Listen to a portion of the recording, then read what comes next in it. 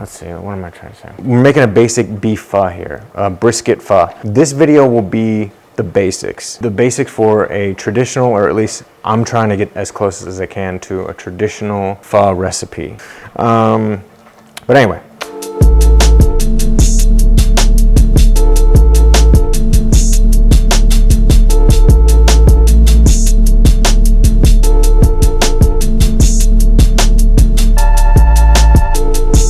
So we have 2 whole short ribs here cut into 4. Actually, yeah, that's pretty much a whole one, goddamn. 2 whole short ribs cut into 4s, 2 cross-cut femur bones cut in half, 3 oxtails, and 3 pounds of point cut brisket. This is the fatty part of the brisket. When you go to a barbecue joint and they ask you if you want fat or lean, or fatty or lean or whatever, brisket, this is the fatty part. Like, you can tell how well it's marbled. And this is a choice cut. This isn't even Wagyu or anything like that. I'm gonna cut the excess fat off of this because there's already a lot of fat. This is a fatty cut, but this is the cut that's gonna go in at the end when I'm dressing up the pho. Okay, so first thing to do is to boil all of your beef products for like 5 to 10. Some people do it for 20. I think 20 is a little excessive, but like about 10 minutes, 5 to 10 minutes. And that is to essentially like get rid of the scum. When you start making a broth, you develop scum. The goal here today is to make a very clear broth. I'm putting all this in a crock pot, so I'm gonna boil everything in this pot. And don't worry, boil about 5-10 minutes. You're not going to leach out any flavor into that broth that you're gonna miss anyway. So let's get it.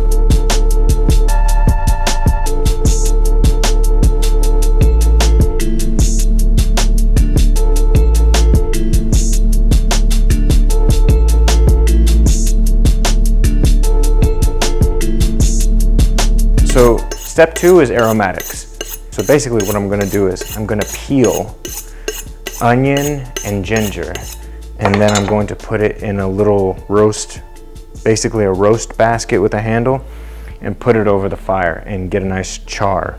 So here we have 3 pods of black cardamom, 6 cloves, 3 star anise, 2 sticks of cinnamon, and a tablespoon of coriander seeds. Here we have 3 white raw onions and basically a handful of ginger. Both of these are peeled. So here's my charring basket. Well, hold on. There we go. So I'm gonna open this up. All right. Gonna cut the onions in half. I'm only using 2 onions.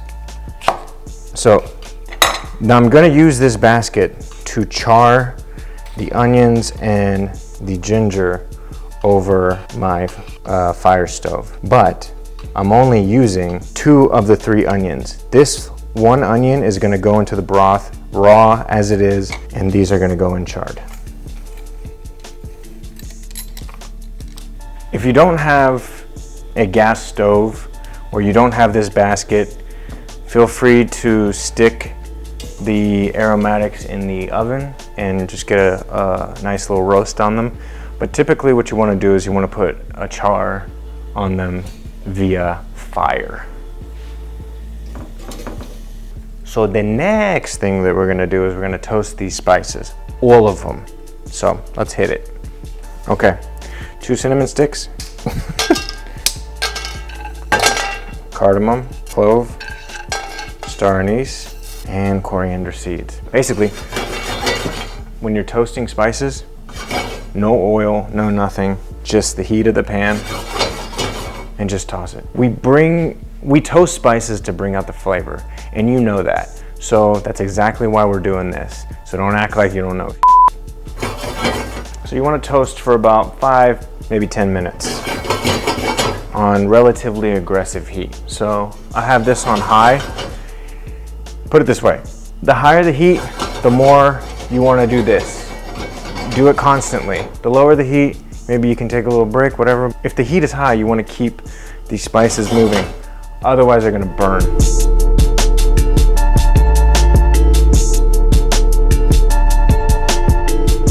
All right, so now we start assembling our pot. place your bones nicely and neatly in your crock pot. We got the short ribs, we got the marrow bones, we got the oxtail.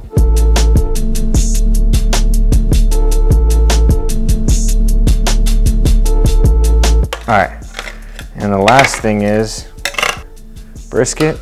Brisket goes in there too. So what you want to do is you want to scrape off a little bit of the black stuff from the charred vegetables. That's just for the sake of keeping the broth as clear as possible. If you put these charred little bits in there, it'll just kind of muddy the waters, if you will. Okay. I'm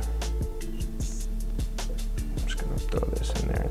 So this onion, I'm starting to run out of room. I'm gonna remove this actually, because I'm like desperate for room. This onion is going in raw. It's not charred or anything. Cut it in half, throw it in there. So in here we have one raw onion halved and 2 halved charred onions.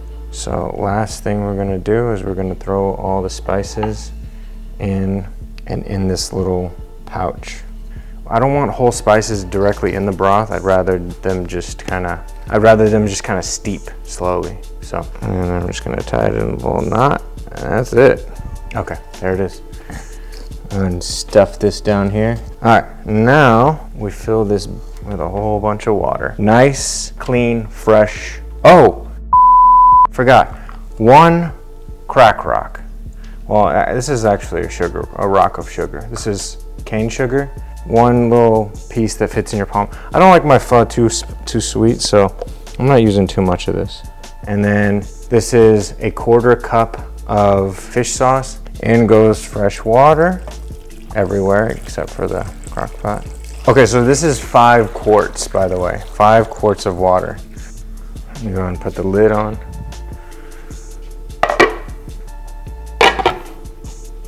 I'm gonna go on low, and that's it. So we're gonna come back in 24 hours, and then we're gonna make the actual bowl of pho. Here's the thing, within like 2 to 3 hours of this thing ripping and roaring, you wanna pull out the brisket. Maybe 2 to 4 hours, honestly. Just take a look at it, see how tender it is. I'm gonna take this out in the middle of the night, and I'm going to put it in the fridge, because that's the meat I'm going to slice up and put in my bowl. Everything else stays and leaches out its goodness into this broth, and hopefully we'll get something really magical tomorrow. So stay tuned.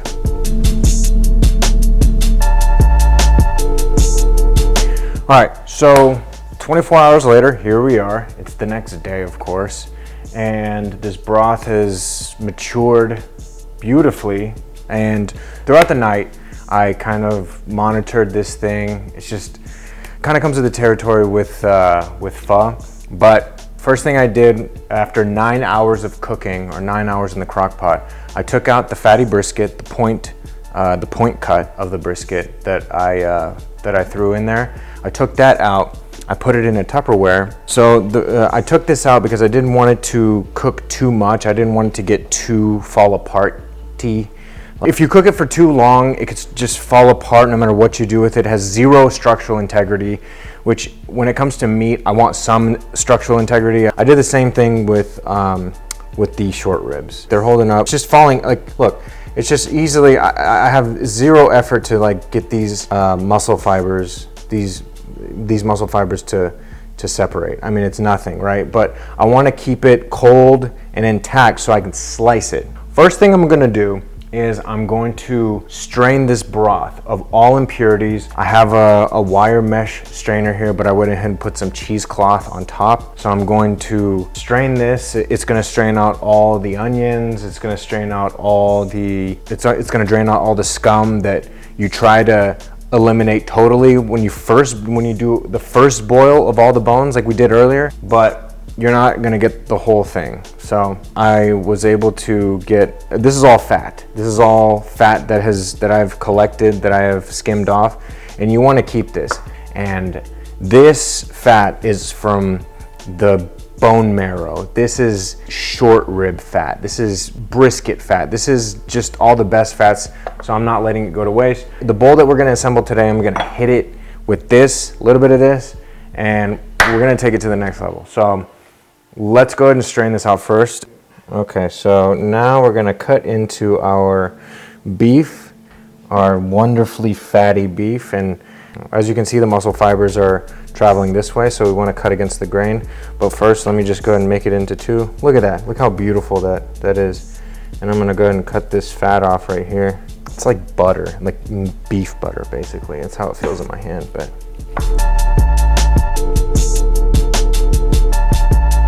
Even cold, like it's just falling apart. It's really hard to cut, which I'm not complaining about. Like, you know, like look at that.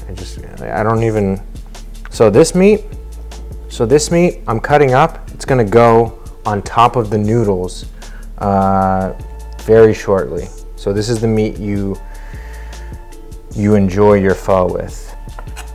And I'm cutting it really thin so that it'll take zero time when the broth hits it for the fat to melt and for the meat to warm through and through. Because right now it's a little bit cold, but no worries. That broth is so hot, it's gonna just kiss this whole thing with heat. And that's exactly what we're looking for. Like, look at that. That's just a mountain of wonderful, fabulous beef of the gods. Now, next is time for, now let's cut some vegetables. All right, we're gonna cut the tips off here. I'm just gonna do nice, thin slices of green onion. I feel like green onion is a very important garnish when you are building your bowl of pho.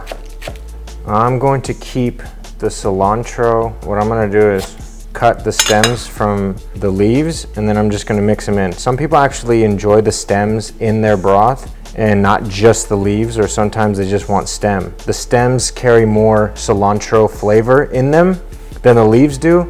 Plus, a lot of people praise the texture and the crunchiness of the stems inside of their pho. So I'm gonna go ahead and do some lime cheeks. Limes are just a traditional accompaniment to pho. You know, usually when you see a standard bowl of pho, depending on the region, of course, but you basically see green onion and lime wedge. Now, I'm used to all of this plus cilantro plus a little bit of Thai basil. I'm doing a little bit of Thai chili as well. That might be kosher in certain areas, but I've never had any pho with Thai chilies, but I just thought, well, here's the thing. So I'm used to slices of jalapeno in the pho that I eat, but I wanted to do Thai chilies just because they're tinier and it might be nice to get a little bit in a mouthful, because like one big disc of jalapeno is just not really what I'm after when I'm having pho. But like a little nubbin of Thai chili, that's something that's an idea that attracts me. There we go. There it is. A little bit of Thai chili, nothing major. And the last thing is super thinly sliced white onion raw. The idea is to get this so thin that the heat of the broth cooks it, just like the heat of the broth is going to warm up this cold beef. Like, that's how thin you want them. You can see my finger through it. Every bowl is gonna be specifically tailored to how you wanna build it. So it depends on the person. So now let's boil the noodles. These are the rice noodles I got. I got it from a local Asian store called H Mart. It says rice sticks, Pho Thai Bo Vien. I hope I said that right. But there was a picture of pho on there, so I figured probably the right stuff, right?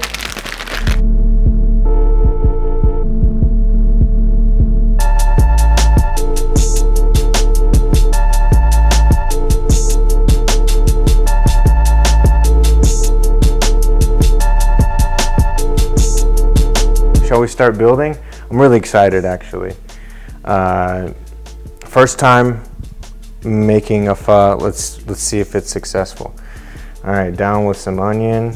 Look at that. It's just like blending in. You can't even tell. Onion, a little bit of onion, little cilantro right there, little scallion. And I feel like they put all this stuff in after they do the broth, but a little chili, and then little sliced beef right there, little short rib. It came out a little bit darker than I thought it was going to, came out a little bit darker than I was hoping. It's not as pale as I would like it to be, you know, because typically when you think pho, you think nice, almost clear, pale broth. What really matters is the taste anyway. But it's relatively clear. It's the clear part we got. Let me just try it.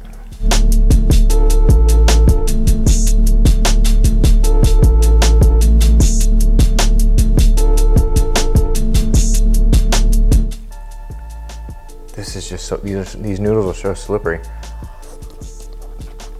Damn, that broth is super rich.